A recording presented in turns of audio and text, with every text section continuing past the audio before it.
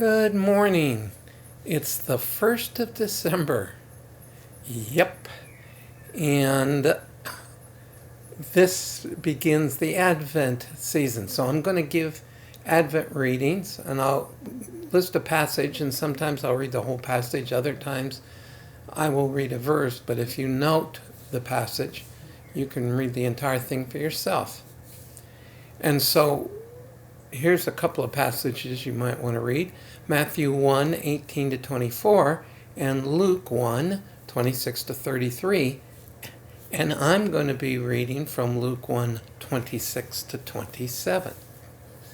In the 6th month of Elizabeth's pregnancy, the angel Gabriel was sent by God to a town of Galilee called Nazareth, to a virgin engaged to a man whose name was Joseph, a descendant of David, and the virgin's name was Mary.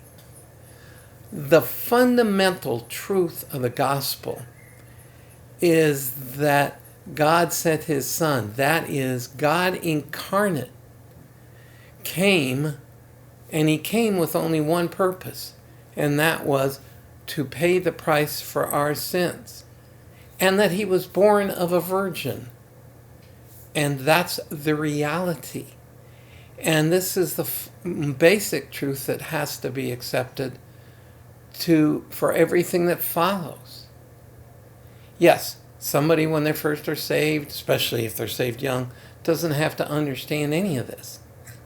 But as we grow and we grow in the Word, these are the truths that must be accepted, because if they're denied, then we're denying who Christ actually is, and therefore even when one, quote, accepts him, one really hasn't, because one doesn't know him. And so the Advent season is a season of acknowledging God's gifts to us. And the first and most important gift is the Incarnation itself. And yes, the importance of the Incarnation really is the crucifixion and resurrection.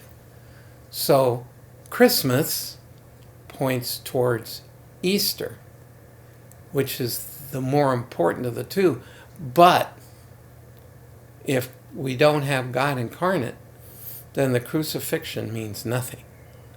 And so all of these truths are the truths that bring us salvation, for which we can always praise and thank God, and will do so on into eternity.